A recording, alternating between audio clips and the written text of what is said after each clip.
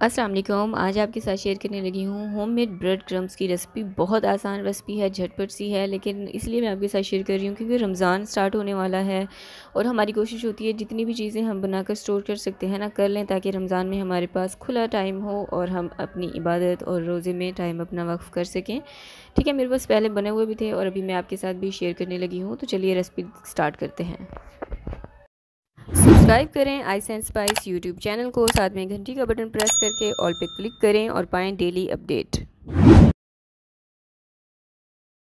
तो जी बिस्मिल्लाह करके recipe start करते हैं। अगर आप मुझे रेगुलर वॉच कर रहे हैं, देख रहे हैं, तो आपने देखा होगा मैंने अभी रिसेंटली आपके साथ एक मिनी समोसा की रेसिपी शेयर की थी, जो इसको हमने ब्रेड के साथ उसकी शीट्स बनाई थी और उसके जो साइड से एजेस मैंने काटे थे ना, वो मैंने रख लिए हैं, उसको मैंने सेव कर लिया था। सही है।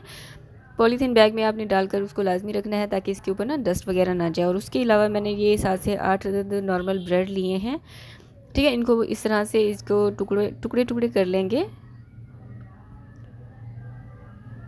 तो जो भी आपकी ब्रेड आप जब यूज़ करें तो उसके अगर आप स्लाइस साइड से उसके एजेस आप काट रहे हैं तो कभी भी उनको वेस्ट ना किया करें, बल्कि ब्रेड क्रम्स बनाने के लिए रख दिया करें, क्योंकि कोई ना कोई स्नैक वगैरह, कोई भी ब्रेड की चीज़, कोई भी रेसिपी बनाने के लिए हम ब्रेड का इस्तेमाल करते ही हैं। तो फिर उसकी जो साइडें होती हैं वो हमें वेस्ट करनी पड़ती हैं। तो आपने वेस्ट नहीं करना, उसको इस तरह आपने इस्तेमाल करना है।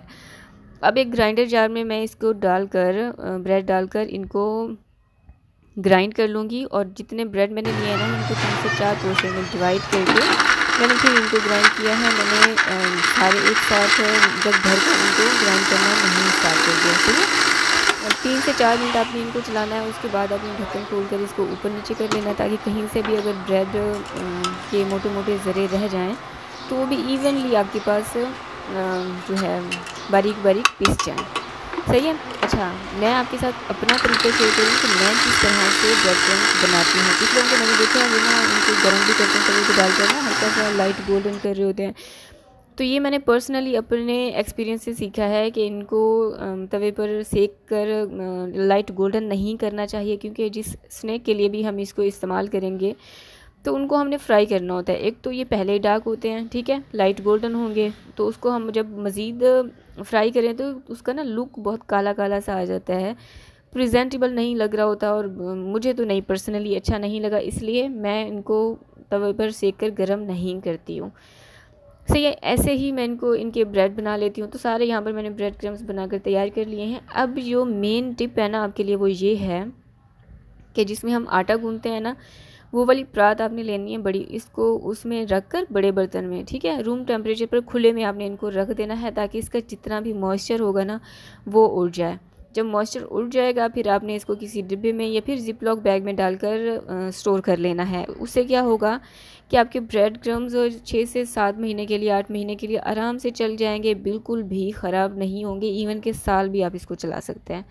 शर्त यह है कि इसमें ये सॉफ्ट नहीं होने चाहिए, नरम नहीं होने चाहिए, इनका मॉइस्चर अच्छे से उड़ जाना चाहिए।